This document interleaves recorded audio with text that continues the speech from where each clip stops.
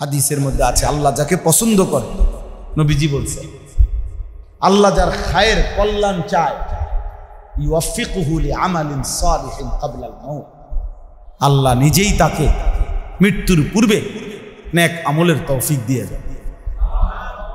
যার ব্যাপারে মালিকের ফয়সালা আল্লাহ তারে জান্নাত দিবে, তো ঠিকই সে নেক আমলের সুযোগ পেয়েছে।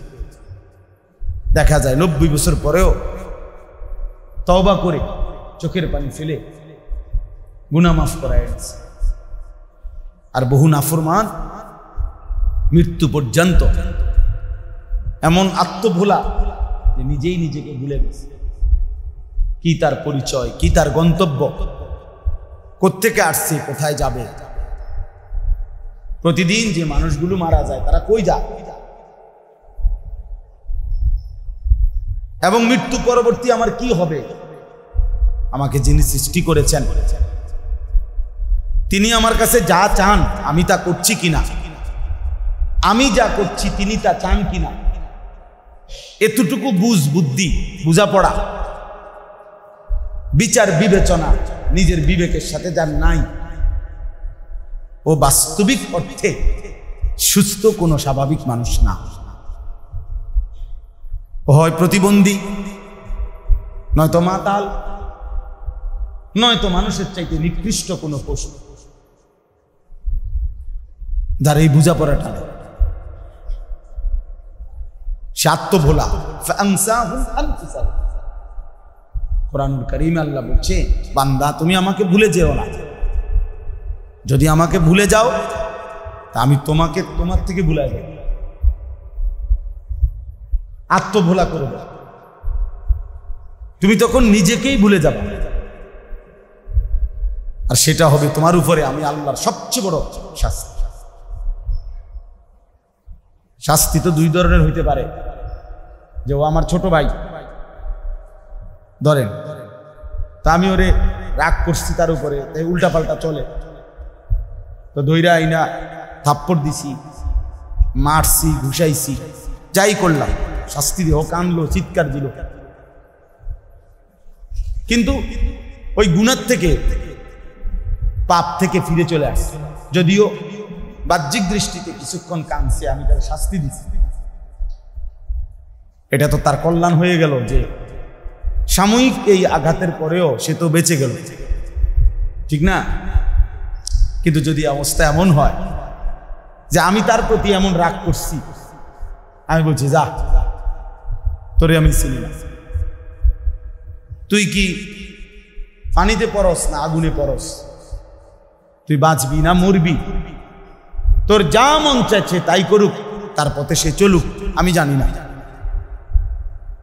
তাহলে বাহ্যিক দৃষ্টিতে যদিও তারে একটা ফুলের টোকাও দিলাম না, কিন্তু তারে যে তার হাতে ছেড়ে দিলাম, তার রাস্তায় ছেড়ে দিলাম, বলেন এই শাস্তিটা মারাত্মক না দুইটা থাপ্পড় দেওয়া মারাত্মক? কথা বলেন না কেন?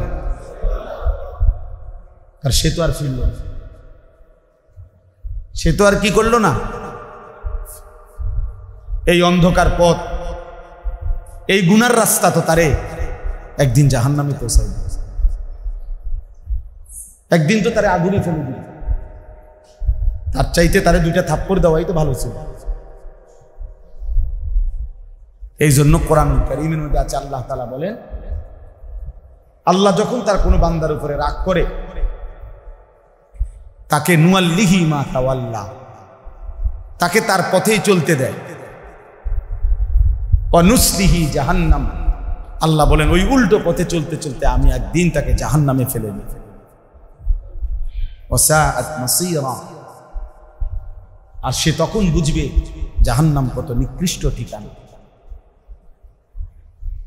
আর আমি আল্লাহ যার কল্যাণ চাই তাকে যেন আমি ধরে টেনে, আমি আল্লাহ তাআলা যেন তাকে নেক আমলের তৌফিক দিয়ে দেই। আল্লাহু ইয়াজতাবি ইলাইহি মান ইয়াশা ওয়া ইয়াহদি ইলাইহি মান ইউনিব। আল্লাহ বলেন আমি মানুষকে জান্নাতের পথে চালাই, আনি দুইভাবে। কোরআনের এই আয়াত আল্লাহ, এক, কাউকে কাউকে আমি ইচ্ছা করলে যত উল্টাই হোক আমি আল্লাহ তাআলা আমি নিজে ধরে টেনে জজব মানে আকর্ষণ করে আমি তাকে উল্টা পথ থেকেই ইউটার্ন করাইয়া আমি তারে আমার পথে নিয়ে আসি। কিছু আছে এমন, যেমন ওমর রাদিয়াল্লাহু তাআলা আনহু, সেদিন তিনি রওনা দিছেন তরবারি হাতে নবী সাল্লাল্লাহু আলাইহি সাল্লামের হত্যা করতে, হাতে তলোয়ার, বুকে কলিজার ভিতরে প্রচন্ড গোসা, রাগ, ক্রোধ নবীজির প্রতি। রওনা দিছে সর্বশ্রেষ্ঠ রাসূলকে হত্যা করবে। অপরাধটা কি মারাত্মক, অপরাধটা কি ভয়ঙ্কর, কাকে মারতে যাচ্ছে? শ্রেষ্ঠতম রাসূলকে হত্যা করার জন্য রওনা দিছে। আল্লাহর সবচেয়ে কলিজার টুকরা মাহবুব, তাকে হত্যা করতে পারবে। তো আল্লাহ তাআলা যেন বলছে, যাও, এই অবস্থায় আমার পছন্দ হয়েছে, আমার মন চাইছে, আমি আল্লাহ মন চাইছে, কাজে ওমর আসো, আগাও। আর জামাও বদলাইতে হবে না, রাস্তাও বদলাইতে হবে না, আর ভিন্ন কোনো দিনও না, আজকেই এখনই এই অবস্থায় হেদায়েত দিয়ে দেয়, ঠিক না? আল্লাহ তাআলা যেন ইউটার্ন করায়। ইউটার্ন বুঝেন তো, রাস্তার কতটুক গিয়া আবার ঘুরে এদিকে আসা, ওই পাশ দিয়ে, এটারে কয় ইউটার্ন। আগের রাস্তায় আবার নিয়ে আসছে ফিরে ওই সাইডে দিয়ে। আল্লাহ তাআলা যেন বললেন, এই অবস্থায় আমি কুফরির রাস্তা থেকে ইউটার্ন করে ওমরকে আমি ইচ্ছা করে, নালে এখানে বাহ্যিকভাবে কালেমার ঈমান আনার কোনো কারণে নাই, কারণ যার হাতে তরবারি, যে নবীকে মারতে যাইতেছে, নাউজুবিল্লাহ, হত্যা করতে যাচ্ছে, সে মুসলমান হবে কিত্ত, সে কালেমাওয়ালা হবে কিত্ত। অথচ এমনও ব্যক্তি গেছে নবীর সামনে, যারে নবী সাল্লাল্লাহু আলাইহি সাল্লাম 20 বছর 23 বছর টানা হয়তো বুঝাইয়া গেছে, কত কাঁদছে, কতবার বলছে। আমরা কিতাবে পড়ছি আবু জাহেলকে আল্লাহর নবী সাল্লাল্লাহু আলাইহি ওয়াসাল্লাম 4000 বার, আর 4000 বার কালেমার দাওয়াত দিয়েছে। শুধু আবু জাহেল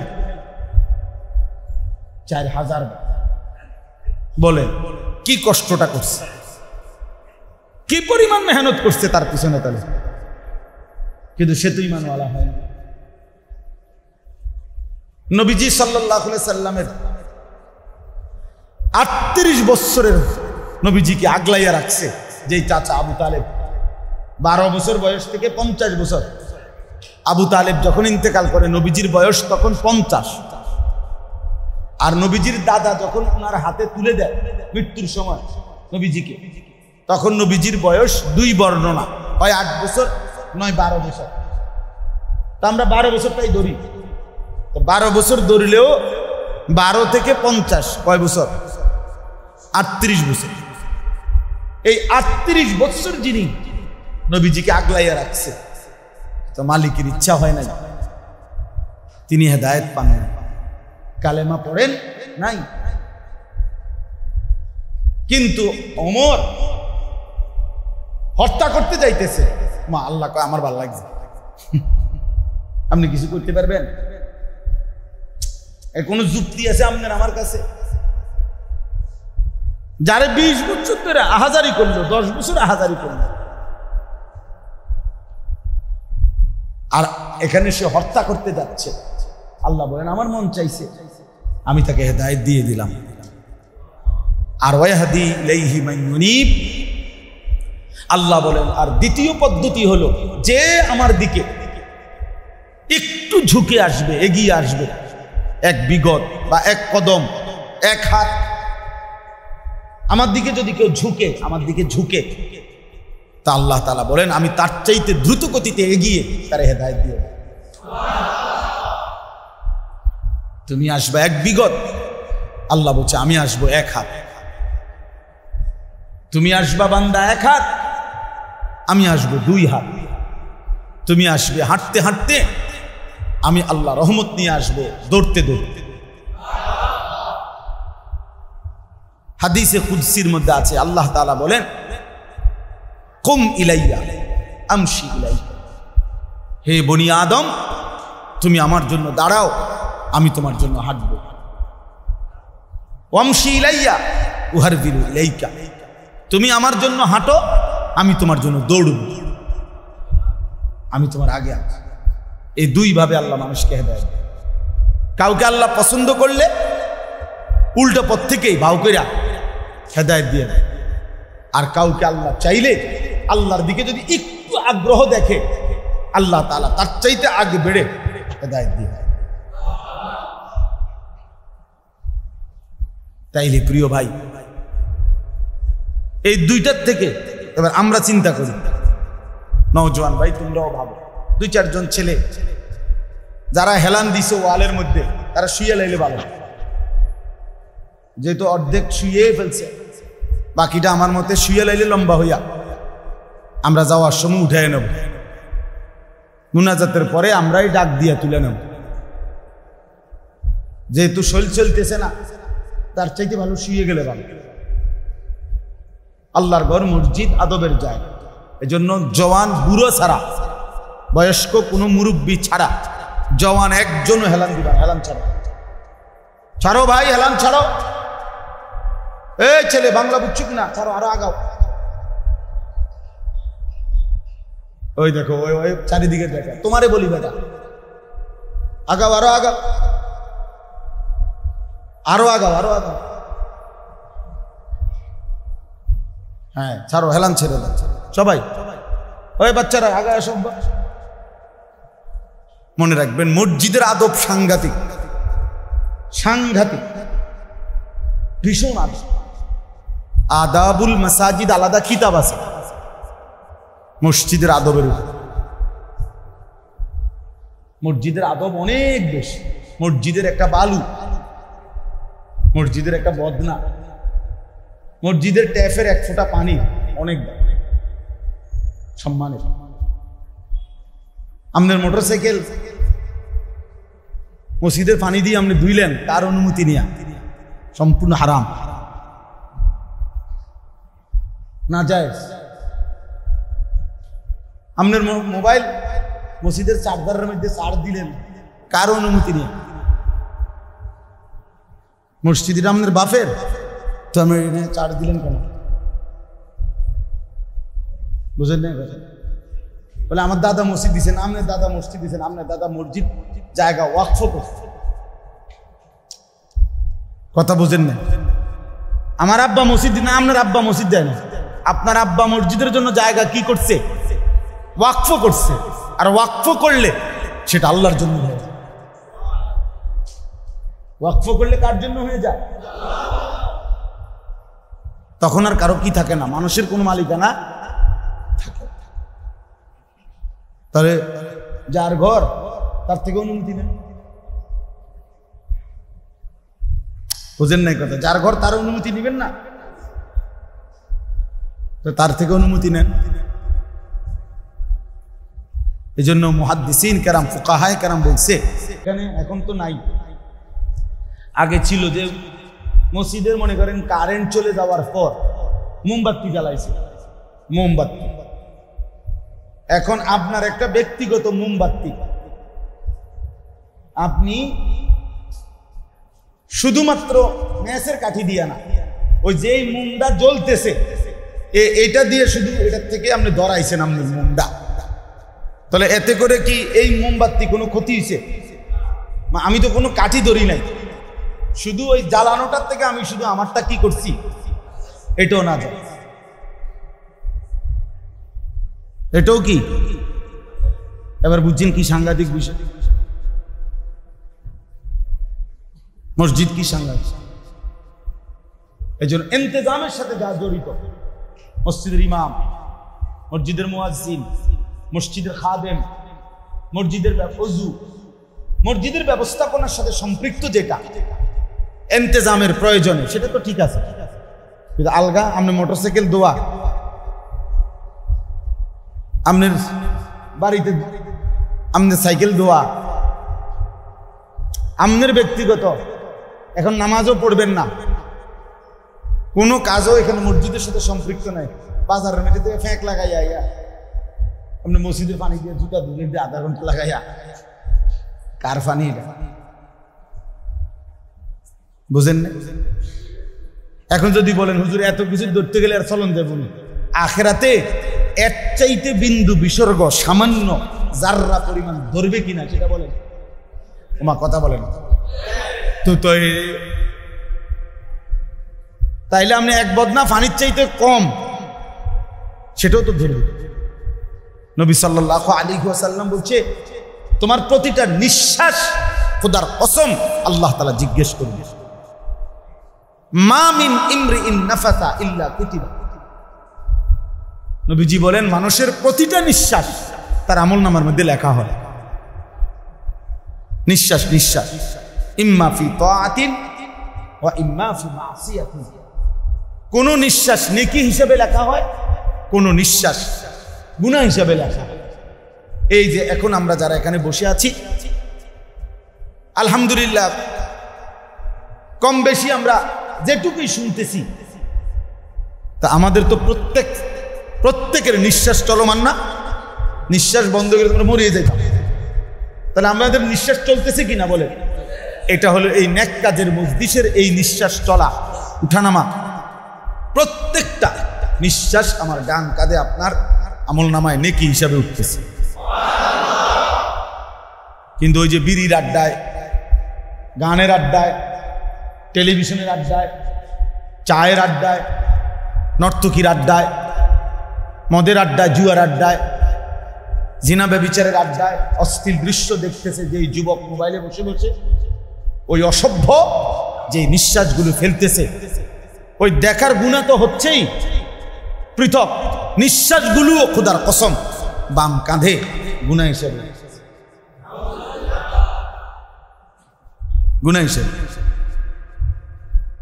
তাইলে বলেন আমাদের জীবনের একটা নিঃশ্বাস পর্যন্ত আড়ালে থাকবে। ফামান ইয়ামাল মিসকালা যাররাতিন খাইরান ইয়ারা ওয়া মান ইয়ামাল মিসকালা যাররাতিন শাররান ইয়ারা। এক এক জাররা, জাররা মূলত কাকে বলে? পৃথিবীর কোন ওজন দিয়ে এখনো পৃথিবীতে যত মাপের ওজন আছে, স্বর্ণের মাপ হোক আর বড় কিছুর মাপ, পৃথিবীতে যত অত্যাধুনিক মেশিন আছে মাপার, কোন মেশিন পরিমাণ করে বলতে পারবে না যে কতটুকুরে কয় জাররা। এত সূক্ষ্ম, এত সামান্য, যেটা মূলত অণু, পরমাণু, বিজ্ঞানের ভাষায় পরমাণুকেও ভাঙলে এখন আরো 3 ভাগ হয়, ইলেকট্রন, প্রোটন, নিউট্রন। এই কোন বিভক্ত বিজ্ঞান তার সর্বাধুনিক প্রযুক্তির মেশিন দিয়ে যেই ভাগ করে কোনো জিনিসকে, সেই ভাগেরও সামান্য শেষ যেই ভাগটাও তার চাইতে সূক্ষ্ম, তার চাইতে সামান্য, সেটারে বলে জাররা।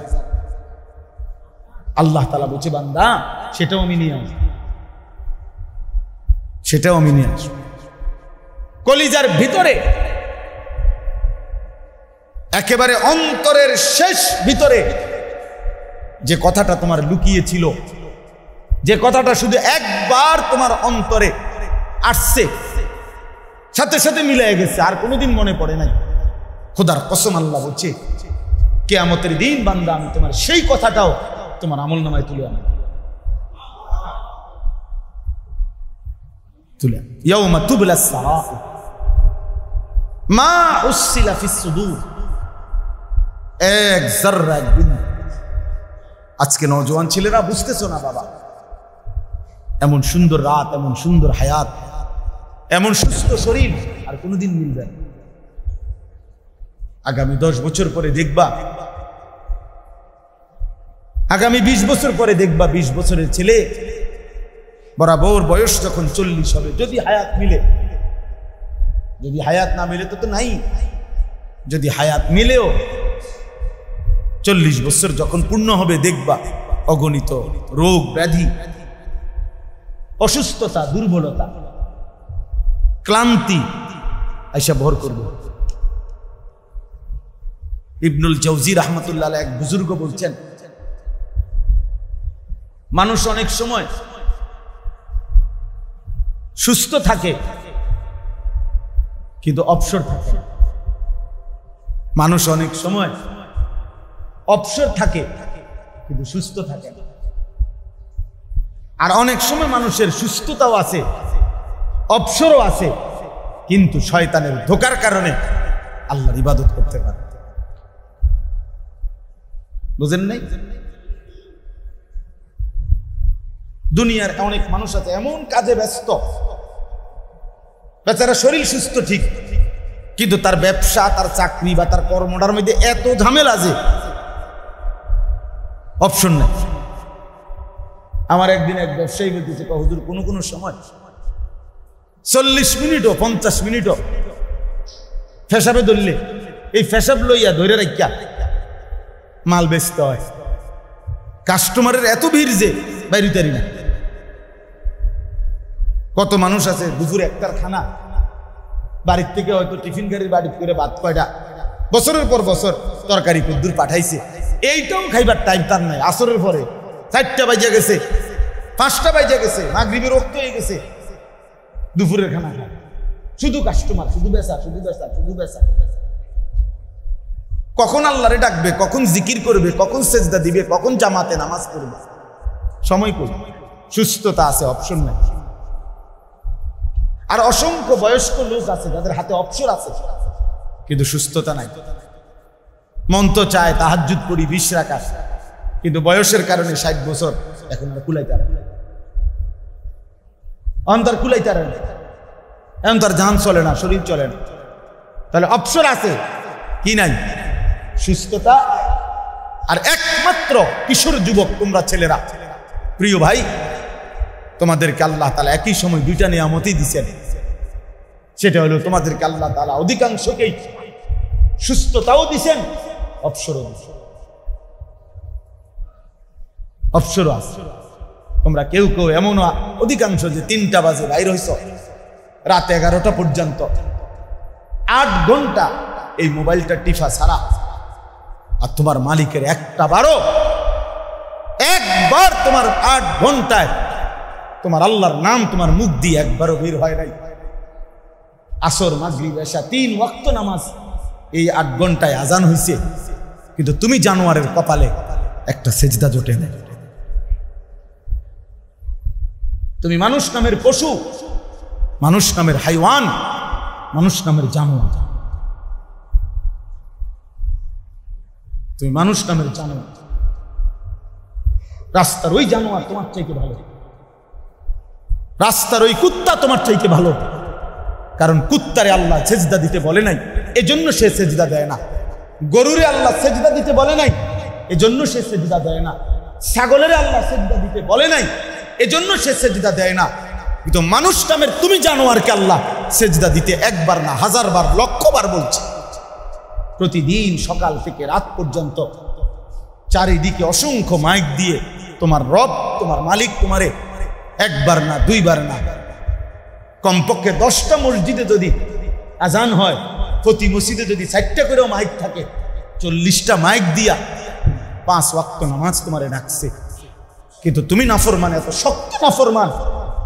শয়তান তোমার এইভাবে আটকাইছে, মোবাইল তোমারে এমন অসৎ বানাইছে, বন্ধু নামের শয়তান তোমারে এইভাবে বন্ধু আটকায় রাখছে, একটা সেজদা দিতে দিল। আহা, কার সাথে হাঁটলাম? ও তো বন্ধু না, ও তো শয়তান, ও তো ইবলিস, যে 8 ঘন্টায় একবারও বললো না, কিরে দোস্ত তুইও মুসলমান আমিও মুসলমান, নামাজ পড়তি না?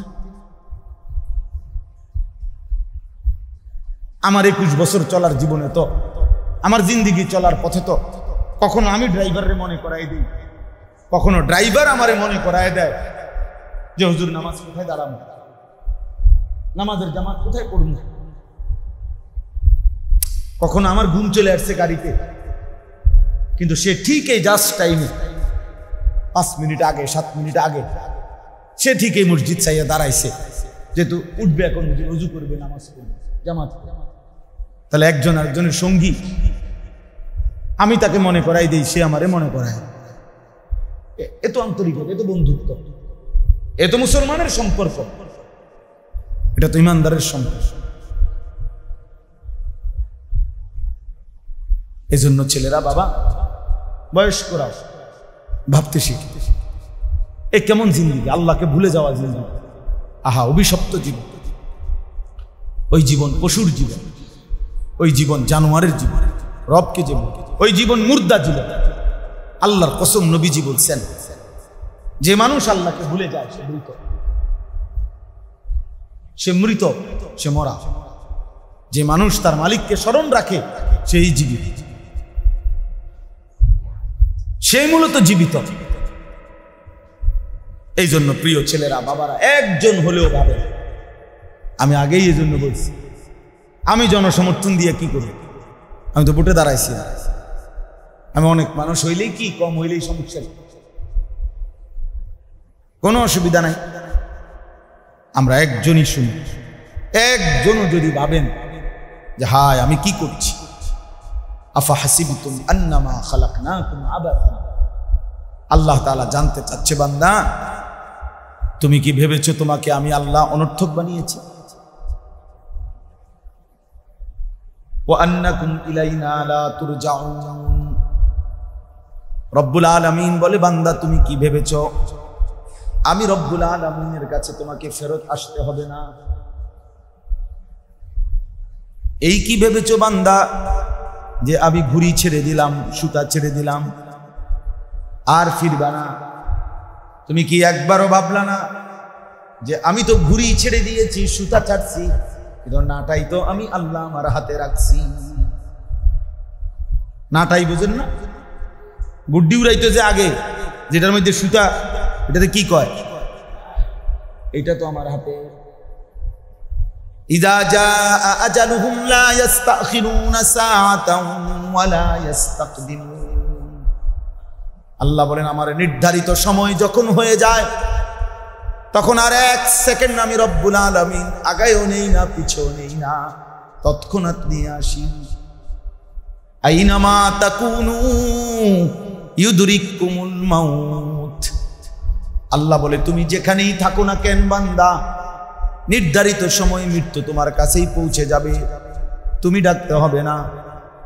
ওয়ালাউ কুনতুম ফি বুরুজিম মুশাইয়াদা, যদি এমন একটা উঁচু দেওয়ালওয়ালা ঘরের ভিতরে তুমি আশ্রয় নাও, যেটার দেওয়ালও উঁচু এবং উপরে নিচে চারদিকে কোনো ছিদ্র নাই ঢুকবার, আল্লাহ বলেন সেই নিশ্ছিদ্র সুউচ্চ দেওয়ালের ভেতর থেকেও আজরাইল তোমারে নিয়ে আসবে।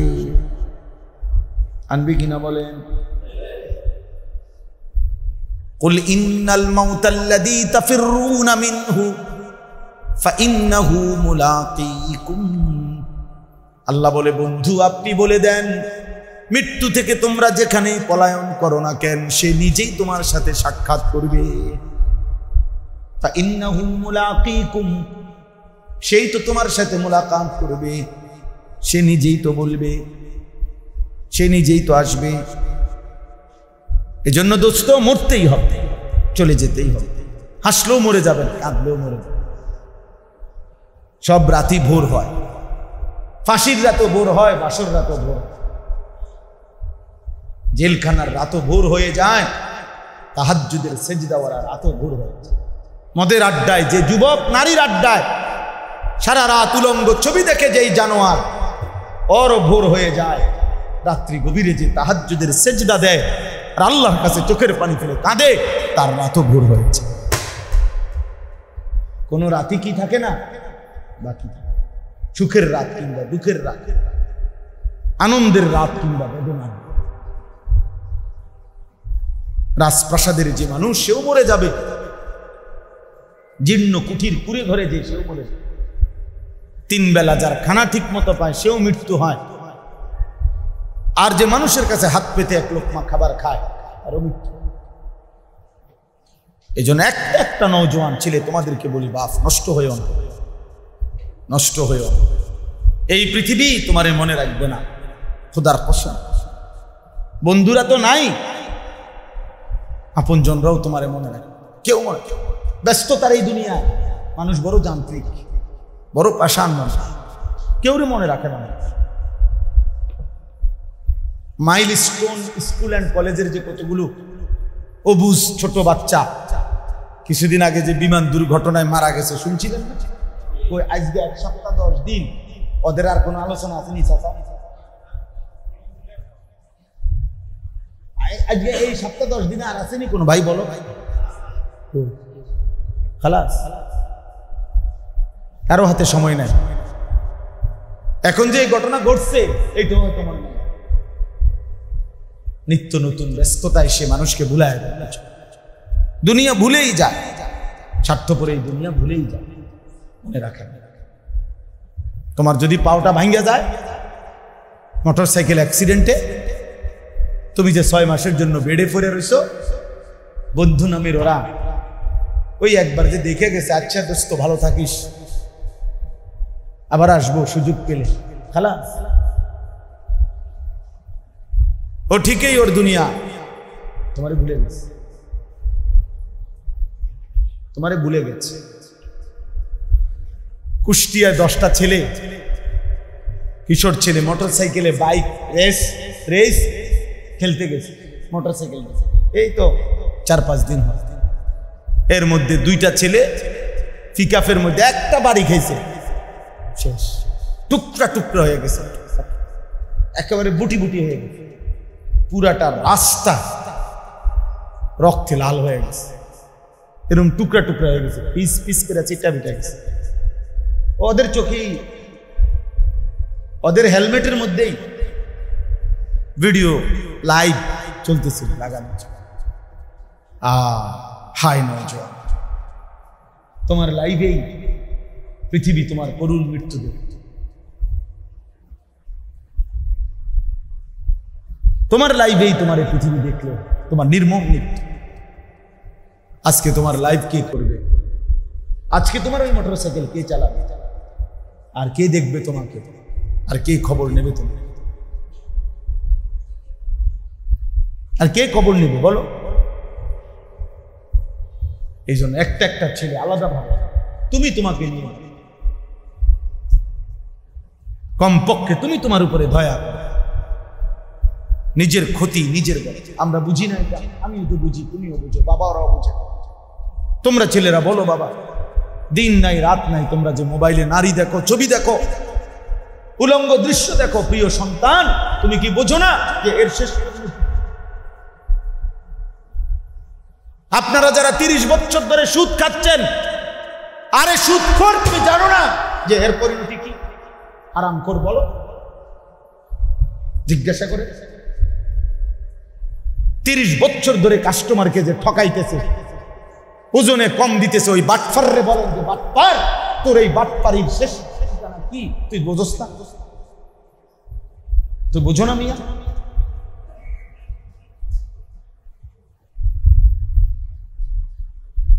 তুমি এটা বুঝো না যে যে প্রতিটা গুনার পিছনে আগুন, প্রতিটা গুনার শেষ গন্তব্য জাহান্নাম? বলেন না, গুনার শেষ গন্তব্য কোথায়? ওয়া ইন্নাল ফুজুরা ইয়াহদি ইলা নার। নবীজি বলছে, উম্মত শুনো, গুনাহ কিন্তু জাহান্নামের দিকে টেনে নিয়ে যায়।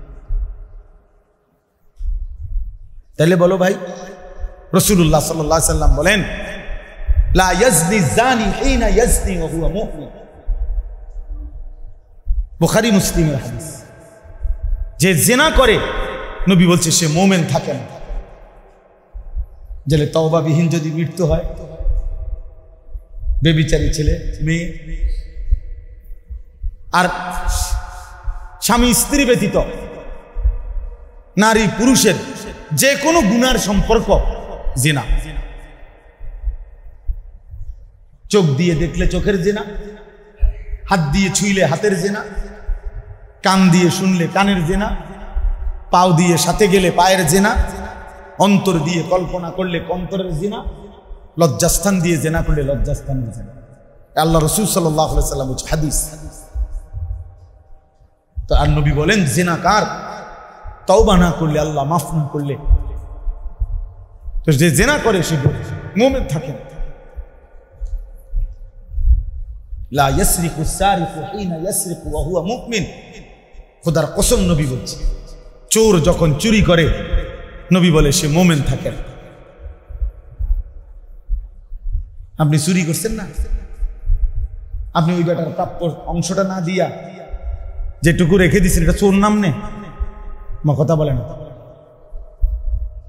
আপনার টাকা নিলেন, 3 নম্বর দিলেন, আপনি চোর না?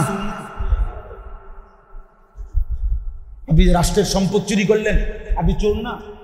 1 টাকার চোরও চোর, 100 কোটি টাকার চোরও চোর, চোর না?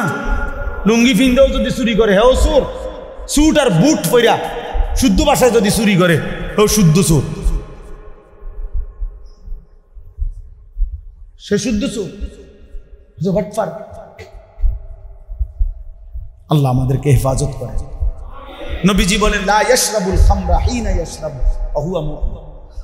আহা, নবীজি বলেন যে নেশা করে, মদ খায়, নেশা করে, খোদার কসম নবী বলে সে মোমেন থাকে না,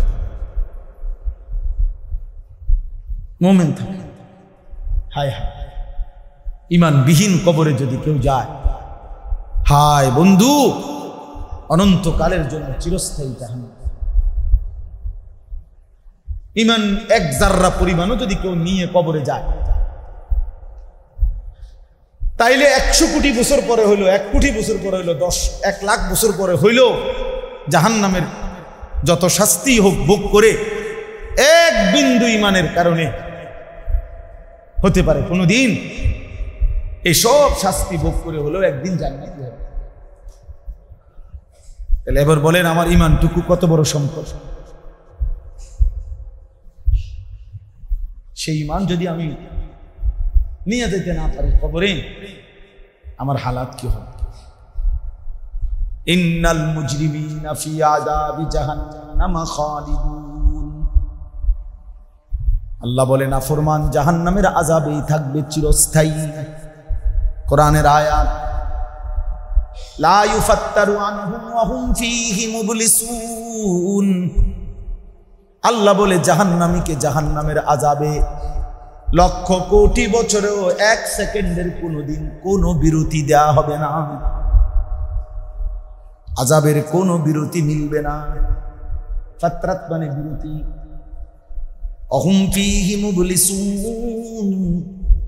আল্লাহ বলেন জাহান্নামী অনন্তকাল যাবৎ বিষণ্ণ মলিন চেহারা নিয়ে পড়ে থাকবে, কোনোদিন মুখে হাসি ফুটবে না। ওমা যালামনাহুম ওয়ালাকিন কানু হুমুজ যালিমিন। জাহান্নামী চিৎকার করবে আর আল্লাহ তাআলা বলবে বান্দা আমি তো তোমার উপরে জুলুম করি নাই, তুমি নিজেই জুলুম করেছো। দুপুরে 1টা বাজে জোহরের আজান হয়েছে, বিকাল 4:45 আসরের নামাজের আজান হয়েছে, 3.25 ঘন্টা। 10 রাকাত নামাজ পড়তে তো বান্দা 4 ঘন্টা সময় লাগে না? আমি তো সময় দিছিলাম। 4 রাকাত ফজরের নামাজ পড়তে তো 1 ঘন্টা সময় লাগে না? আমি তো 1 ঘন্টা দিছিলাম। 5 রাকাত মাগরিবের নামাজ পড়তে তো 1 ঘন্টা লাগে না? আমি তো 1 ঘন্টা দিছিলাম। তো আমি জুলুম করলাম কই? বুঝেন নাই? আল্লাহ জুলুম করছে, তুমি জুলুম করছো। তুমি একটা মোবাইলের কাছে হেরে গেছো। তোমরা ছেলেরা আজকে একটা মোবাইলের কাছে হেরে গেছো, ভিন নারীর কাছে হেরে গেছো, একটা পর্দার নারীর কাছে, যে নারী চেনো না তুমি, যে নারী তোমার মিলবে না, যে নারীর ওটা মূল ছবি না, সেটা ছবির ছায়া। এটা ছায়া ছবি, এটা ছায়া। তুমি যখন দেখো এটা ওই নারী ওইখানে না, সে তো তার কাজে আছে, তোমার ছবি একটা দিয়ে দিছে। ছবিও না, ছবির ছায়া দিয়ে দিছে, ছবির ছায়া দিয়ে দিছে। সেই ছায়ার পিছনে দৌড়াইয়া, ছায়ারে কেউ দৌড়াইলে কোনোদিন ধরতে পারে না। ছায়ার উপরে কেউ যদি আঘাত করে তাকে সে কেউ আহত করতে পারে না। তুমি এক ছায়ার পিছনে ঘুরে, রাত নাই, দিন নাই, সকাল নাই, দুপুর নাই, আহা এমন সুন্দর সময়, যৌবন, সুস্থতা, শরীর সব শেষ করে। আফসোস ওই জীবনে। ওই হায়াতের প্রতি আস। কোথায় মা, কোথায় বাবা? তোমরা অনেক ছেলে পেলেদেরকে তোমাদের চুল দেখলে, পোশাক দেখলে, চলাফেরা দেখলে বুঝাই যায় না তোমার কোনো মা আছে কিনা, বাবা আছে কিনা, তোমার কোনো সৃষ্টিকর্তা আছে কিনা, তোমার কোনো রসুল আছে কিনা, তোমার কোনো ধর্ম আছে কিনা, তোমার কোনো কিতাব আছে কিনা। তোমার বাবার চুল তো এমন না। তোমাকে গ্রামের পূর্বপুরুষ তোমার যারা বয়স্ক তাদের চুল তো এমন না। তোমার ধর্মের বিধানও তো এটা না, তোমার আল্লাহর বিধানও এটা না, তোমার রসুলের সুন্নত এটা না, তোমার কোরআনের কথাও এটা না। তো তুমি কার মতো হলে? তুমি তো লাওয়ারিস, বেওয়ারিস সন্তান। না তার বংশ আছে, না তার বাবার সাথে সম্পর্ক আছে, না তার রবের সাথে সম্পর্ক আছে। বলেন চাচা, কি হবে এই জীবনের? জীবন মানে শুধু ভাত খাইলাম আর ঘুম যাইলাম আর পেশাব পায়খানা করলাম আর লজ্জাস্থানের চাহিদা পূরণ করলাম, যৌন চাহিদা। এই চারটার নাম যদি জীবন হয়, তাহলে কুকুরের জীবনের সাথে তফাৎ কি? কুকুরও তো খায়, ঘুমায়, কুকুরও তো পেশাব পায়খানা করে, কুকুরেরও তো যৌন চাহিদা পূরণ হয়, ফলে কুকুরেরও তো বাচ্চা হয়। বাচ্চা হয় না? কথা বলেন না কেন? তো আমার সাথে কুকুরের তফাৎটা কি ভাইয়া? বলো একটা ছেলে। এই এখানেই তোমরা যারা আজকে এক ওয়াক্ত নামাজ পড়ো না, মানুষ রূপী এত বড় জানোয়ার কেমনে হইলে? মানুষ রূপী এত বড় শয়তান কেমনে হইলে? আরে বেটা, তুমি তো শয়তান বেটা, শয়তান, যার কপালে সেজদা নাই। কোরআন আল্লাহ নিজে বলছে, ইবলিস আজকে তুই আমার সেজদা দিলি না, আমার হুকুমে আদমকে একটি সেজদা না দেওয়ার কারণে আল্লাহ তাআলা বলছে তুই শয়তান, শয়তান, শয়তান। নাকি এর আগে সে শয়তান ছিল? চাচা বলে, ইবলিস আগেও শয়তান ছিল? তো কোন দিন থেকে শয়তান হয়েছে? যখন কি করে নাই? তো তুমি কি এক ওয়াক্ত সেজদা দিলে না? তুমি জুনায়েদ বাগদাদি, তুমি বাইজিদ বুস্তামি নাকি? বলে বলে আল্লাহ তাআলা বলছে, ওয়া ইন্না আলাইকা লা'নাতা ইলা ইয়াউমিদ্দিন। ইবলিস তুমি আমারে সেজদা দিলা না, আজকে থেকে নিয়ে কিয়ামত পর্যন্ত। আল্লাহ বলছে, খোদার কসম বা কোরআনের আয়াত, আজকে থেকে নিয়ে কিয়ামত পর্যন্ত তোমার উপরে আল্লাহ বলছে আমি আল্লাহর লানত লানত লানত লানত করে থাকি। কেন সেজদা দিলে? একটি সেজদা না দিলে, আহা, রব যদি বলে কিয়ামত পর্যন্ত লানত। 5 ওয়াক্ত নামাজে কয়টা সেজদা?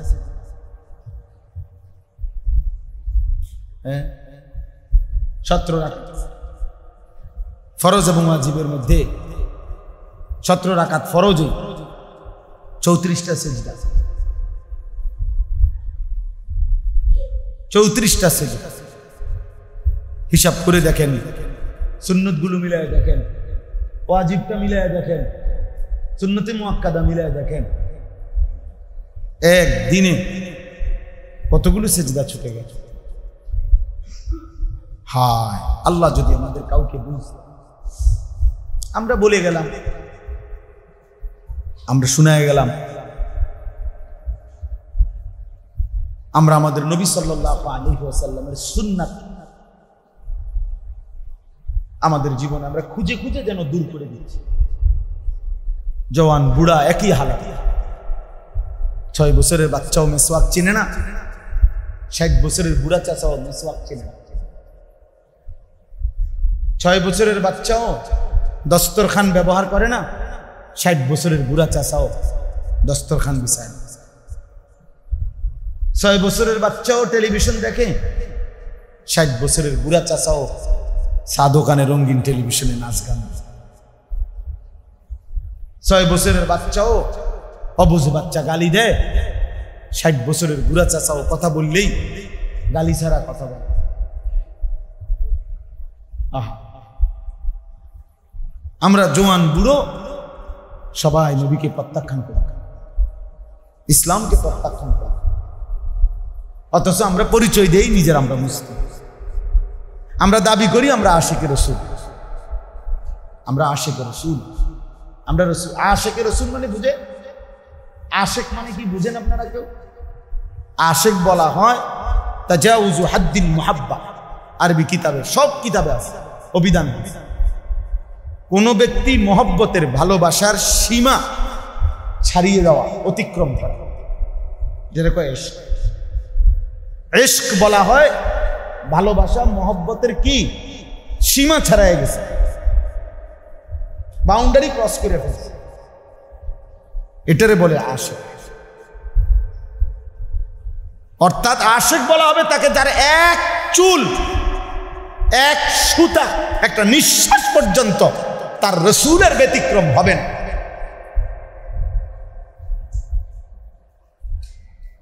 হবেন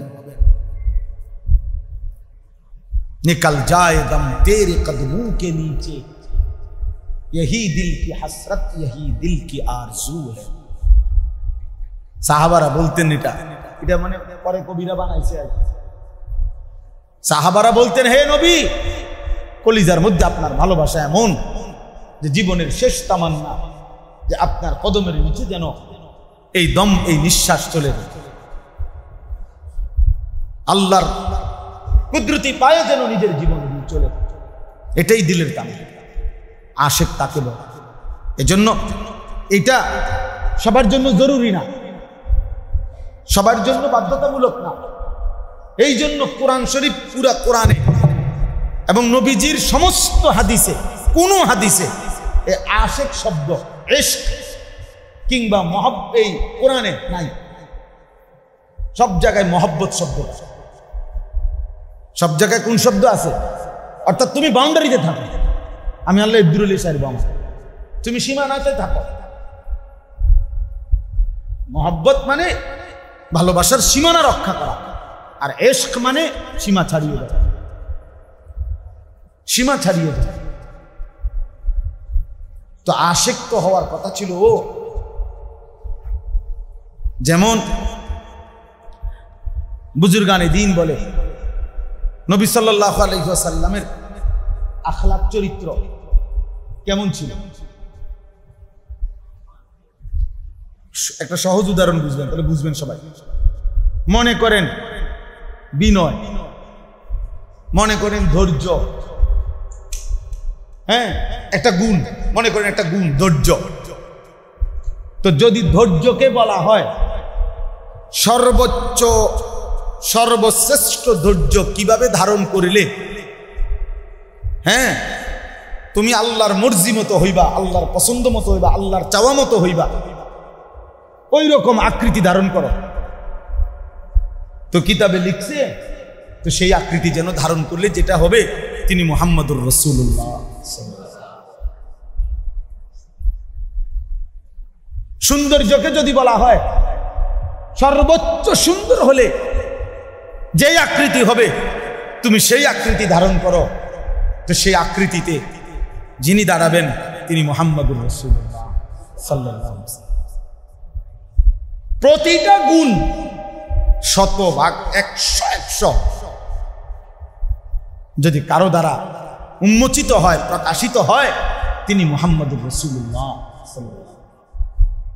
হুসনে ইউসুফ দমে ঈসা, ইয়াদে বাইদাদারি, আঁচে খুবা হামাদারান তু তনহাদা। আমি আর লম্বা করতে চাই না। আল্লামা ইকবাল বলছে, হে নবী, ১৬ লক্ষ নবীদের যত গুণ আপনি একার মাঝে যদি তালাশ করি, তিনি বলেন খোদার কসম সব গুণ আপনার মাঝে একাই খুঁজে। তু তনহাদা, আপনি একাই সব। আল্লাহ তাআলা কোরআনুল কারীমের মধ্যে বলছে, বন্ধু এই যে দেখে, আমি শুধু তরজমা শোনাই, এই যে আয়াত, ছোট্ট ছোট্ট আয়াতগুলো পড়ছি, লা উকসিমু বিহাদাল বালাদ। আল্লাহ তাআলা বলছে, বন্ধু আমি কসম করছি এই মক্কা নগরী। ওই যে আমি যে জায়গা দিয়ে পড়ছি, ছোট ছোট 10টা আয়াত পড়ছি, এই অল্প একটু সময় লাগবে। আল্লাহ বলছে লা উকসিমু বিহাদাল বালাদ। আল্লাহ একটা কথা বলবে আর কি সামনে, এটা বলার জন্য আল্লাহ 3টা কসম করছে। কয়টা কসম? প্রথম কসম আল্লাহ বলেন আমি কসম করছি এই মক্কা নগরী। তো নবী যেন বলছে মাওলা এত নগরী থাকতে মক্কা নগরীর কসম করলেন কেন? আল্লাহ বলছে জানেন না কেন? দ্বিতীয় আয়াত আল্লাহ বলেন ওয়া আনতা হিল্লুম বিহাযাল বালাদ, আপনি বন্ধু যে শহরে থাকেন, ওয়া আনতা হিল্লুম বিহাযাল বালাদ, আপনি বন্ধু এই শহরে থাকেন বলে আমি রব্বুল আলামিন, এটা তো সেই শহর যেই শহরে আপনার জন্ম, যেই আলোতে যেই বাতাসে যেই গলিতে যেই মাটিতে আপনি বেড়ে উঠেছেন, আপনার শৈশব আপনার কৈশোর আপনার যৌবন 63 বছর হায়াতের 53 বছর যেই মাটিতে আপনি বেড়ে উঠেছেন, আমি রব্বুল আলামিন ওই নগরী ওই মাটি ওই আলো ওই বাতাস সব কিছু ভালোবাসি। ওয়া আনতা হিল্লুম বিহাদাল বালাদ, আল্লাহ বলেন আপনি বন্ধু এই শহরে থাকেন বলে আমি রব্বুল আলামিন এটাকে ভালোবেসে কসম করলাম। সুবহানাল্লাহ। ওয়াদ-দুহা ওয়াল-লাইলি ইযা সাজা, এটা আছে কিনা কোরআনে?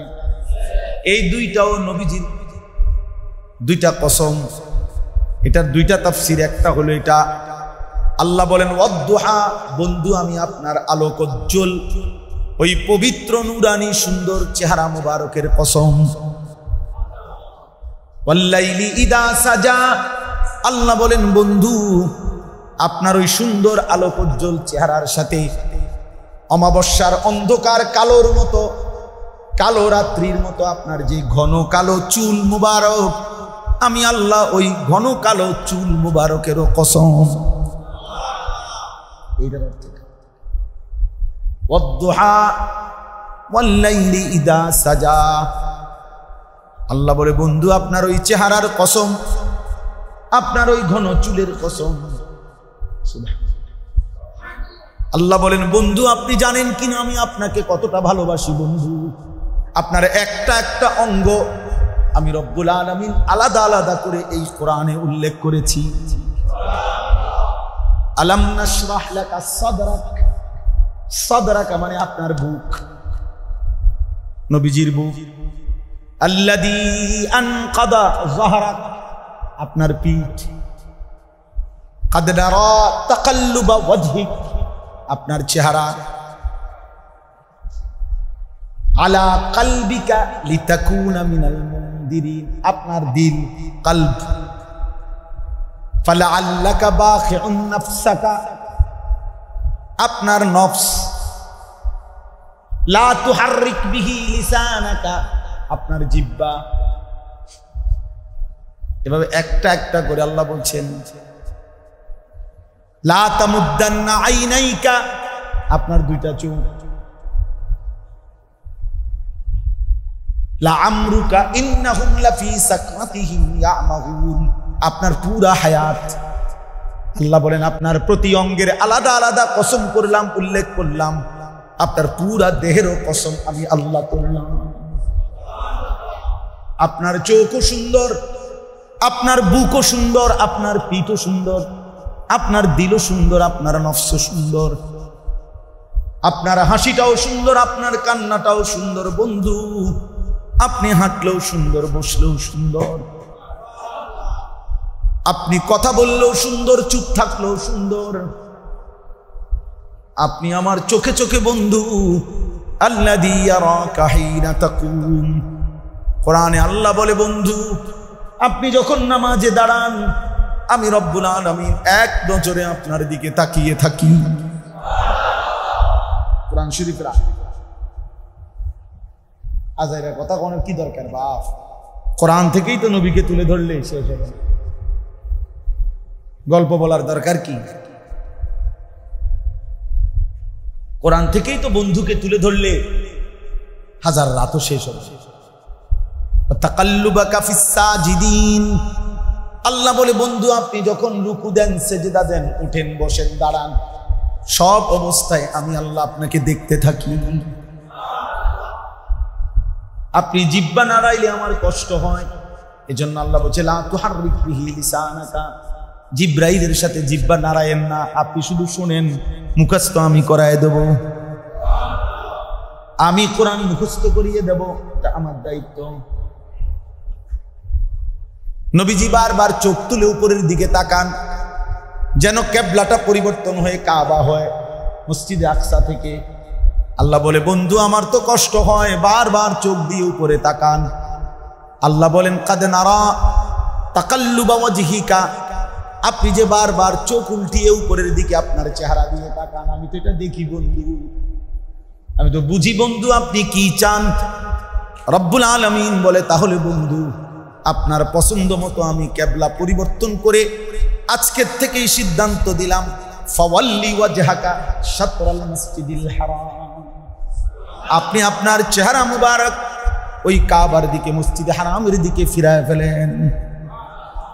হাদিসে আছে নবীজি জোহরের নামাজে 2 রাকাত পড়াইছে, আর 2 রাকাতের জন্য উঠবে, এই সময় এই আয়াত নাযিল হয়েছে। নবীজি ওইখানে ওই অবস্থাতে ঘুরে গেছে, কিবলা ঘুরে ফেলছে। এই মসজিদ এখনো আছে মদিনায়, হাজী সাহেবরা মদিনা শরীফ গেলে এই মসজিদ দেখায় ওনারা, মসজিদে জুল কিবলা, 2 কিবলার মসজিদ এখনো আছে, আমরা এবারও দেখছি।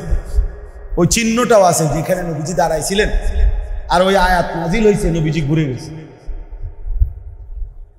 তাইলে কেন আমরা অন্যের কাছে যাব? চুলের জন্য, লেবাসের জন্য, পোশাকের জন্য, সাজসজ্জার জন্য অন্যের কাছে যাব কেন? আমাদের যিনি, তিনি তো সর্বশ্রেষ্ঠ, তিনি তো সর্বশ্রেষ্ঠ। বন্ধু, শত্রু, আপনজন, দুশ্মন, মুসলমান, কাফের, প্রত্যেকের কাছে নবী সাল্লাল্লাহু আলাইহি ওয়াসাল্লাম শ্রেষ্ঠ। শ্রেষ্ঠ না বলেন না কেন? দুশ্মনের কাছেও তিনি কি? সবার কাছে। নবীজির এক এক সুন্নাত, একটা একটা সুন্নাত, একটা একটা বিন্দু বিসর্গ উম্মতের জন্য তিনি কিছু বাদ দেন না, কিছু বাদ দেন না, কিছু বাদ দেন না। মদ বাথরুমে ঢুকবা, দাঁড়াও আমি বলে দিচ্ছি কোন পাও দেন। মদ বাথরুম থেকে বের হবা, এখন রাখো রাখো, আমি বলে দিচ্ছি কোন পাও দেন। ঘুমাবা উম্মত, আমি বলে দিচ্ছি কোন দিকে কাত হয়ে ঘুম। খানা খাইবা, আমি বলে দিচ্ছি, দেখাই দিচ্ছি হাত কেমনে ধুইবা, কোন হাত দিয়ে ধুইবা। এভাবে বলে নাই, একটা একটা সুন্নত শিখাই, একটা একটা তরিকা শিখাই দিছে। এই জন্য প্রিয় নওজোয়ান, কার মতো চুল রাখো?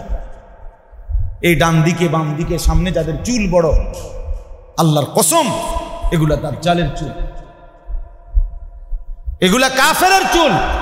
ইহুদি, খ্রিস্টান, হিন্দু, বৌদ্ধ, নাস্তিক, মুরতাদ, এবং সবচেয়ে ভয়ঙ্কর কথা হইল এই যে সমস্ত চুলের কাটিং ছেলেরা রাখে, এদের অসংখ্য কাটিং এর হয়তো এমন যে যাদের কোনো বংশ পরিচয়, জাত পরিচয় বলতো না।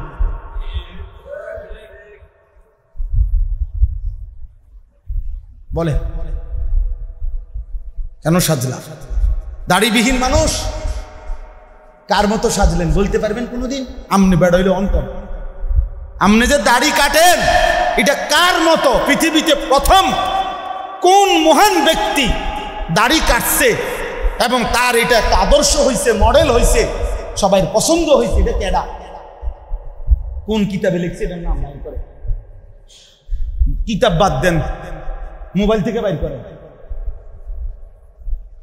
সারা পৃথিবীর কোন, আমি চ্যালেঞ্জ করলাম, গোটা পৃথিবীর কোন কাফের, বেঈমান, কোন ইহুদি, খ্রিস্টান, বৌদ্ধ, হিন্দু, নাস্তিক, মুরতাদ, আল্লাহরেও যে মানে না, এমন কোন মানুষ আজ পর্যন্ত প্রমাণ করতে পারে নাই যে দাড়িবিহীন চেহারার কোনো গুরুত্ব, বৈশিষ্ট্য কোনো দিক দিয়া, শারীরিক, মানসিক, চিকিৎসা বিজ্ঞানের দৃষ্টিতে, মনোবিজ্ঞানের দৃষ্টিতে, হোমিও পদ্ধতিতে, নইলে অ্যালোপ্যাথিক পদ্ধতিতে, নয়তো কবিরাজি পদ্ধতিতে, নয়তো আয়ুর্বেদিক পদ্ধতিতে, নইলে কোন পদ্ধতিতে একটা উপকার আছে চাচা, এরকম একটা কথা বলুন। আমি এনে বিচার হইব আমার, যদি তুমি দেখাইতে পারো যেই বিচার আমি মানব। যদি বলো 100 বার কানে ধরে বট্টি লাগাইতাম, 100 বার লাগাবো, চ্যালেঞ্জ। তুমি দেখাও এটার কোনো একটা গুণাগুণ বলে এটার এই বৈশিষ্ট্যটা আছে যে দাড়ি কাটলে হুজুর এইটুকু ফায়দা হয়, এক বিন্দু। চ্যালেঞ্জ, রাগ হইয়েন না, আপনার লজ্জা দিবার জন্য বলি না, কারণ আমি শুধু এতক্ষণ তো আরো কথাও বলছি কিনা বলেন? আপনি বলেন, আপনার বিবেককে প্রশ্ন করেন। যেন আমার কাছে কিতাব আছে, লেখা আছে ওইখানে, কাপুরুষ স্ত্রীর জন্য দাড়ি কাটে, বীর পুরুষ মুহাম্মদুর রাসূলুল্লাহর জন্য দাড়ি রাখে।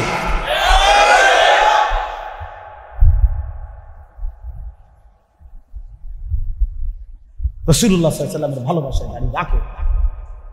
এবার তুমি 4 টাকা লাগাও, কাটটা উত্তম হয়েছে, রাখাটা উত্তম না কাটাটা উত্তম? তুমি মিলাই দাও, যুক্তি দেখান। আমি এই নাম তর্ক করে টকশু বইয়ে নাম, অসুবিধা কি?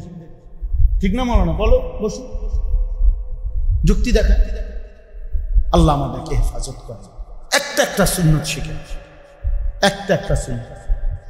আমি আমার গাড়ির কাছে একটা বই আনছি, ইচ্ছা করে সিলেট থেকে এই বই আনাইছি, এগুলা বিক্রি করি। তালিমুস সুন্নাহ, বাংলা ভাষায় আমার নবী সাল্লাল্লাহু আলাইহি ওয়াসাল্লামের সুন্নাতের উপর একের বিন্দু বিসর্গ, একটা সুই সুতা সম্পর্কিত যদি একটা সুন্নাত, নবীজির তরিকা কি, এটার প্রামাণ্য দলিল সমৃদ্ধ পূর্ণাঙ্গ একটি বই আমি ইচ্ছা করে বিক্রি করি, একটা আশায় যে আল্লাহর কোনো বান্দা। 350 টাকা, অনেক সুন্দর। একটা সময় আমাদের বাংলাদেশে মুসলমানের ঘরে ঘরে মুকসিদুল মুমিনিন একটা বই থাকতো, বেহেশতি দেউর থাকতো, কমপক্ষে একটা ধর্মীয় কিতাব মানুষ পড়তো, মেয়েরা মহিলারা। এখন বেডিরা তো মোবাইল, জিরা তো মোবাইল, ফুতের বউরা তো মোবাইল, জামাইরা তো মোবাইল। আরে বুড়ি যদি পয়সা বলা যা, জামাইয়ের বউ 2টা মোবাইল, 3টা, বুঝেন না? 2-3টা মোবাইল, 2-3টা মোবাইল। কিন্তু উচিত একটা সুন্নাত শেখা। আপনারা যাওয়ার সময় সুযোগ থাকলে কারো কিনবেন এই তালিমুস সুন্নাহ, এই কিতাবটা অনেক সুন্দর, অনেক সুন্দর। নবীজি সাল্লাল্লাহু আলাইহি ওয়াসাল্লামে আরেকজন বুজুর্গের কিতাব এটা। নবীজি রাত্রি গভীরে কি দোয়া করতেন, তাহাজ্জুদ নামাজ কেমনে পড়তেন, নবীজির উপরে কোন উম্মত যদি সাহাবাদের তরিকায় দুরূদ শরীফ পড়তে চায়, তো সেই দুরূদগুলো কি যেগুলো সাহাবারা পড়তেন? না, আছে 40টা দুরূদ আছে যেটা সাহাবারা পড়তেন। নবীজিকে স্বপ্নে দেখার জন্য ধারাবাহিক কোন আমল করলে অর্জন হয়, এটার আমল এখানে আছে। অনেক সুন্দর সুন্দর নবীজির আমল, নবীজির তাহাজ্জুদের নামাজ। এটা 200 টাকা মূল্যে খুলনার একজন বড় বুজুর্গ আল্লাহওয়ালার কিতাব আমি আমাদের গাড়িতে বিক্রি করি। যদি কারো সুযোগ হয় কিনবার চেষ্টা করবেন। আল্লাহ তাআলা আপনাদেরকে তৌফিক দান করে। আমার শেষ তরজমা বলি, শেষ। আল্লাহ বলেন, বন্ধু আপনি আছেন বলে মক্কা নগরীর কসম করলাম, ওয়ালিদিন ওয়া মা ওয়ালাদ, আদমের কসম, আদমের সন্তানদের কসম, লাকাদ খালাকনাল ইনসানা ফি কাবাদ। আল্লাহ বলে, বন্ধু শোনো বান্দা, আমি না প্রত্যেকটা মানুষকে একটার পর একটা কষ্টের ধাপ অতিক্রম করে সৃষ্টি করেছি। তুমি একটাবার ভাইবো বান্দা, তুমি সেই মানুষ যে মাটির মধ্যে ছিলা, সেখান থেকে নির্দিষ্ট পরিমাণ ফুল ফল ফসল খাদ্যের আকারে খাওয়াইয়া তোমার বাবার মধ্যে আমি ঢুকাইছি। সেখান থেকে 1 ফোঁটা বীর্য তৈরি করছি। স্বামী স্ত্রীর মিলনের মাধ্যমে তোমার বাবার বীর্য থেকে তোমার মায়ের জরায়ুতে আমি সেটা পৌঁছেছি। সেখান থেকে টানা 9 মাস ওই 1 ফোঁটা বীর্যের উপরে এমন সুন্দর চোখ, নাক, কানওয়ালা এমন একটা চমৎকার দেহ আমি সাজাইছি। দীর্ঘ 9 মাস পরে সেই দেহ থেকে আমি মায়ের পেট থেকে তোমার এই পৃথিবীতে বের করে আনছি। 2 বছর দাঁত ছাড়া তোমার ওই মুখে মায়ের পবিত্র দুধের স্তন, বুকের দুধ দিয়ে আমি দুধ পান করাইছি। 2 বছর পর থেকে ছোট্ট এই দুর্বল শরীরে সামান্য সামান্য খাবার দিয়ে দিয়ে আমি আল্লাহ তাআলা তোমাকে এই পর্যন্ত আনলাম। আজ 16 বছর, আজকে তুমি শক্ত সামর্থ্য, আজ তোমার চুপ। ওয়ানাশহাদু আল্লা ইলাহা ইল্লাল্লাহু ওয়াহদাহু লা শারীকা লাহু ওয়ানাশহাদু আন্না সাইয়্যিদানা ওয়া হাবিবানা ওয়া মাওলানা মুহাম্মাদান আবদুহু ওয়া রাসূলুহু আম্মা বা'দ فأعوذ بالله من الشيطان الرجيم بسم الله الرحمن الرحيم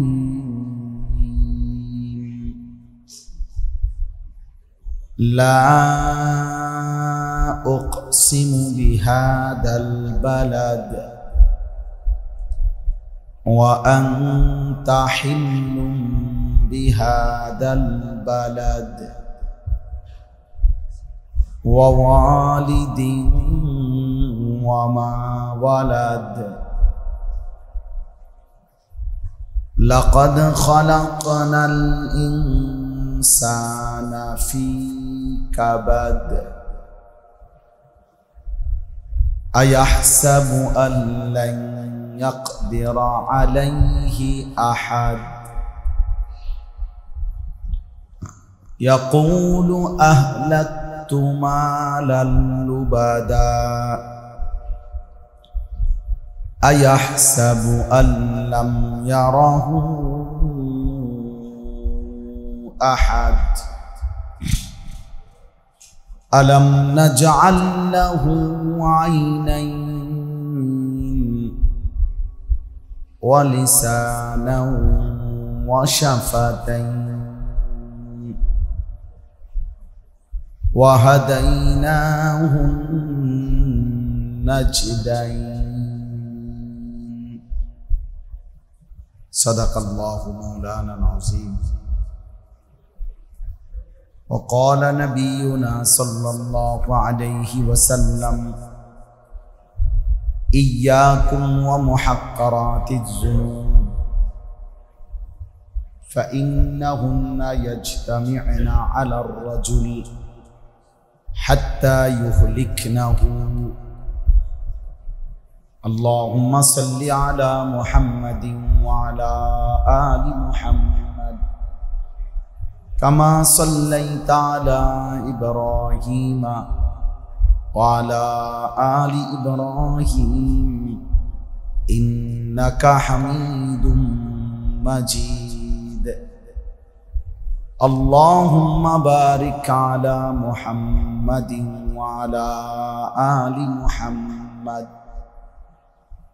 كما باركت على إبراهيم وعلى آل إبراهيم إنك حميد مجيد سبحانك لا علم لنا إلا ما علمتنا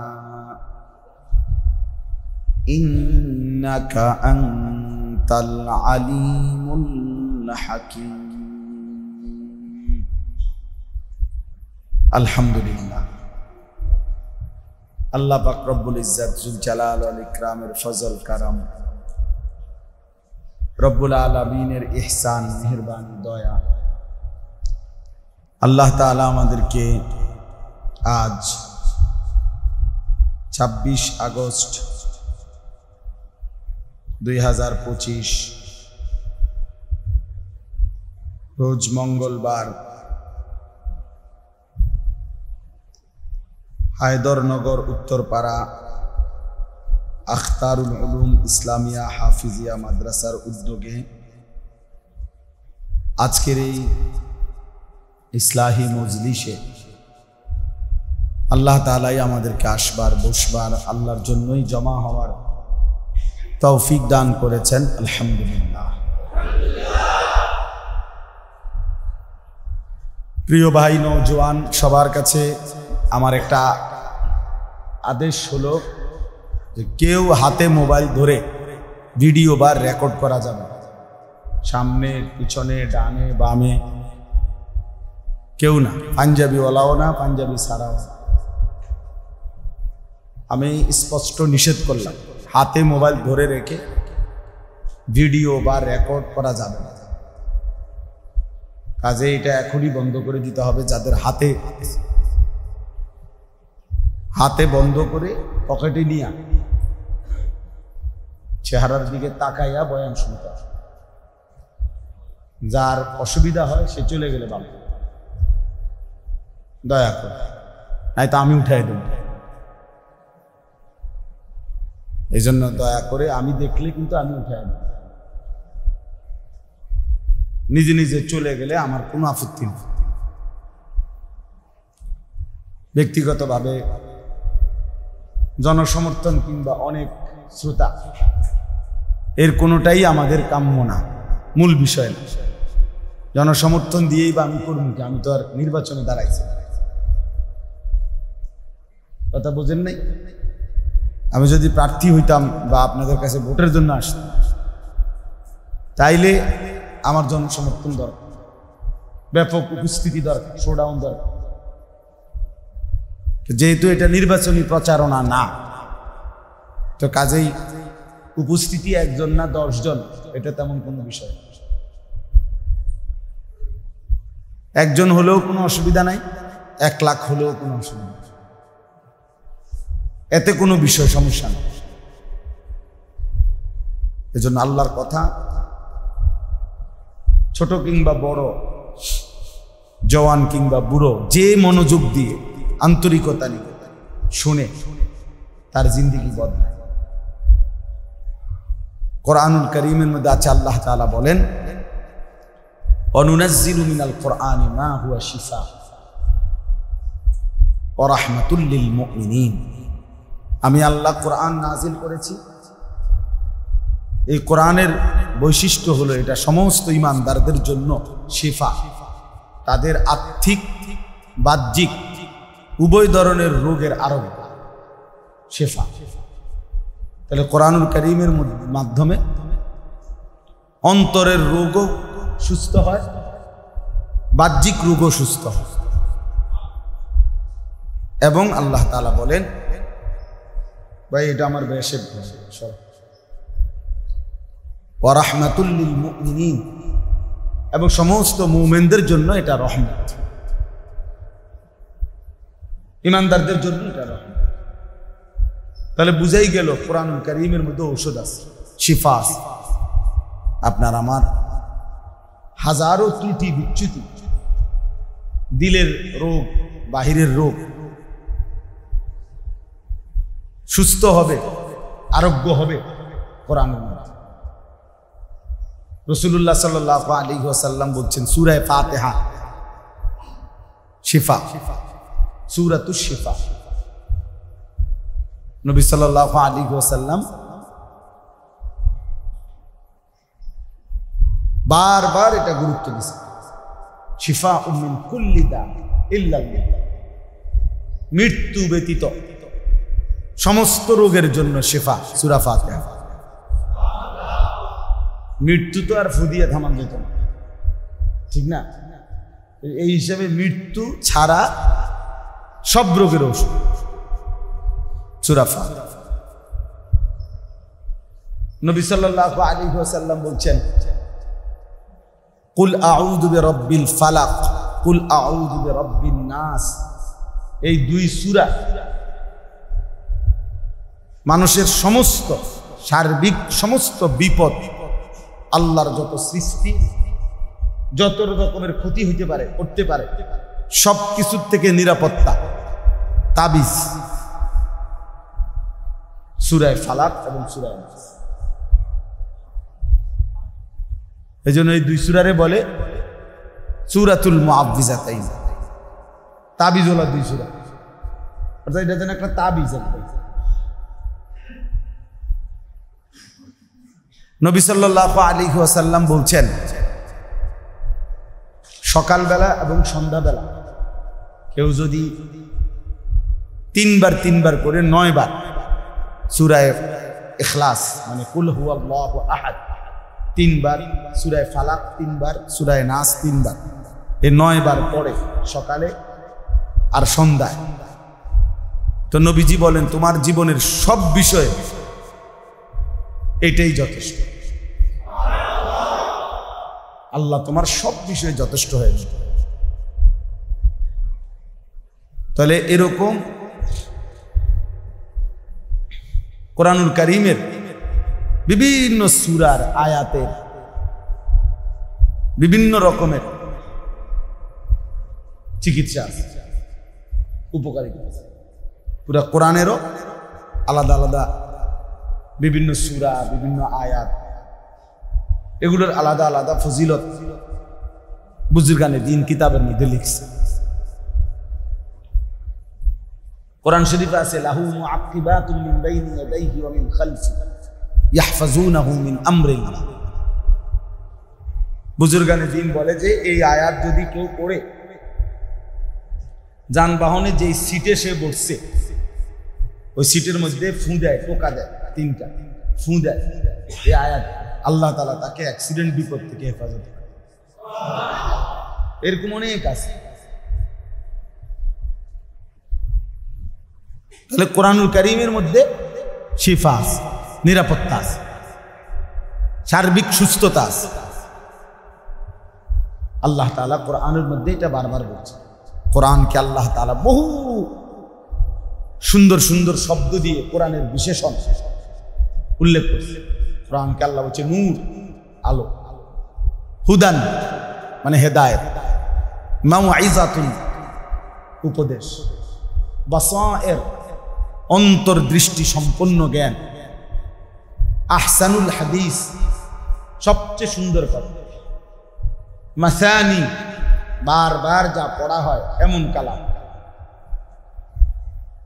এভাবে অনেকভাবে আল্লাহ তাআলা কোরআনুল কারীমকে তুলে ধরছে, বহু শব্দ, বহু নাম। কোরআনুল কারীমকে আল্লাহ তাআলা বলছে ফুরকান, ওয়া আনজালাল ফুরকান, সত্য মিথ্যা, হক বাতিল, সঠিক ব্যাঠিকের মধ্যে পার্থক্য করে কোরআনকে আল্লাহ বলছে। এই জন্য কোরআনুল কারীম মনোযোগ দিয়ে শোনা এটা জীবনের অনেক বড় সৌভাগ্য, জীবনের অনেক বড় পাওয়া। আল্লাহ তাআলা এর জন্য বলছেন ইজা কুরিআল কুরআন ফাসতামিউ লাহু ওয়া আনসিতু লাআল্লাকুম তুরহামুন। হে আমার বান্দারা, যখন তোমাদের সামনে আমার কোরআন পড়া হয়, ফাসতামিউ লাহু ওয়া আনসিতু, তোমরা মনোযোগ দিয়ে শুনো এবং চুপ থাকো। দুইটা জিনিস আল্লাহ সরাসরি আদেশ করছে। প্রিয় ভাই, এটা আল্লাহর আদেশ। তাহলে তুমি যদি উপস্থিত নওজোয়ান না হইতা, আমার কোনো কথা ছিল না। যারা ঘুমে আছে, ঘরে আছে, এই মুহূর্তে আমরা তাদেরকে বলি না যে আপনাকে মোবাইল বন্ধ করেন, এটা কি ঘরওয়ালা করে বলছি। যারা রাস্তায় আছে ওনাদেরকে বলছি। আমরা যারা আসি চোখের সামনে, আমরা তো এই নিয়তে আসছি যে আমি আল্লাহর কথা শুনবো। তাহলে আমি মনোযোগ দেবো না কেন? তাহলে আমি আসলাম কেন? তাই আর তদুপরি এটা আল্লাহর আদেশ যে তোমাদের সামনে যখন কোরআন পড়া হয় তো দুইটা আদেশ, একটা হলো মনোযোগ দিয়ে শোনো এবং চুপ থাকো, আল্লাহর হুকুম। তো আল্লাহর আদেশ বলেই তো আমরা আল্লাহর ইবাদত করি, তো এটাও তো আল্লাহর আদেশ। এরপরে আল্লাহ বলছে লাআল্লাকুম তুরহামুন, যদি তোমরা এই দুইটা কথা মানো, চুপ থেকে শোনো এবং মনোযোগ দিয়ে শোনো, আল্লাহ বলেন আমি ওয়াদা দিলাম তোমাদের উপরে রহমত বর্ষিত হবে। রহমত বর্ষিত হবে মানে কি? আগের থেকে বেশি ভাত খেতে পারবে, আগের চাইতে বেশি দৌড়াদৌড়ি করতে পারবা, এটা না। রহমত বর্ষিত হবে মানে হলো তাফসীরের মধ্যে লিখছে আল্লাহ তাআলা ওই ব্যক্তিকে আল্লাহর হুকুম মানার, ইবাদত করার তৌফিক দান করবেন। আল্লাহ বলেন যে আমার কথা শোনার বরকতে আমি তোমার সেজদার তৌফিক দেব, আমার কালাম শুনবার বরকতে আমার হুকুম মানবার তৌফিকও আমি দিয়ে দেব।